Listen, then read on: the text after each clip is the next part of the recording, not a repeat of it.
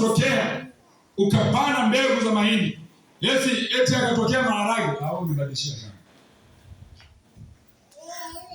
Umebadilishia shamba. Basi wewe ni kipofu. Umepelekwa kwenye shamba ambalo, au basi wewe ulituma mbegu, ulituma hela. Bwana Yesu Kristo. Wewe mtu akasahau. Bwana nimesahau. Uliniambia kwamba ninunue mahindi. Mimi nikanunua maharage. Nimewapa wakulima washapata maharage. Bwana Yesu Kristo. Lakini kile ambacho unachokipanda kwa macho yako ndicho tunachokivuna. Bwana Yesu Kristo. Ukipanda dhambi, utavuna dhambi.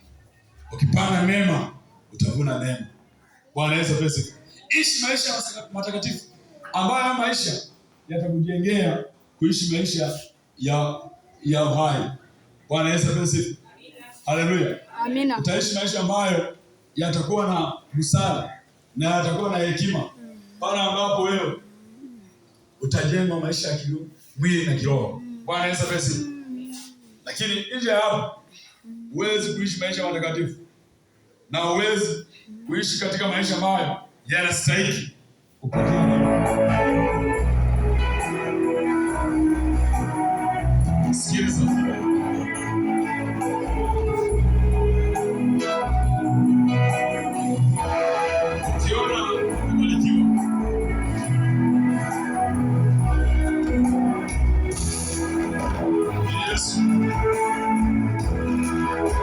Yesu.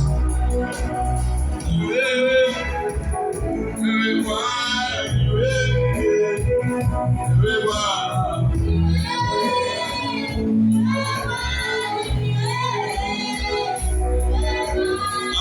Ni wewe mwenye nguvu. Ni wewe Bwana.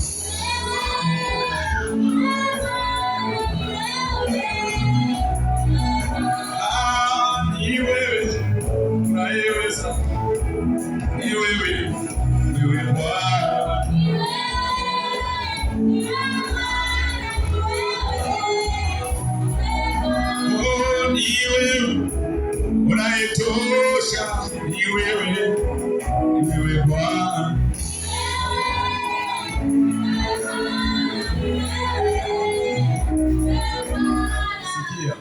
Sikia nikwambie kitu kimoja. Wakati rafiki yangu, ndugu yangu ananiambia kwamba wamemrudishia kodi yake, nilipokanyaga kwenye nyumba yao tu siku moja tu, kwenye nyumba akamwambia kuna mtu kakanyaga mahali pale,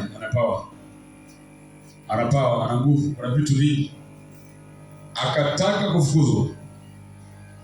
Nilipoingia katika hiyo nyumba nikaomba maombi, akamwambia anatangaza siku 3 za kinabii.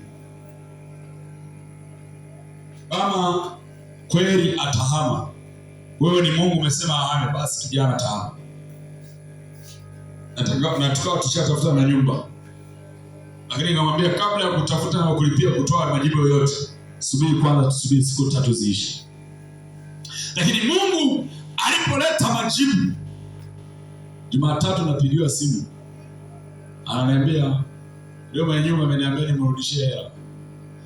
Nikamwambia Mungu wa mbinguni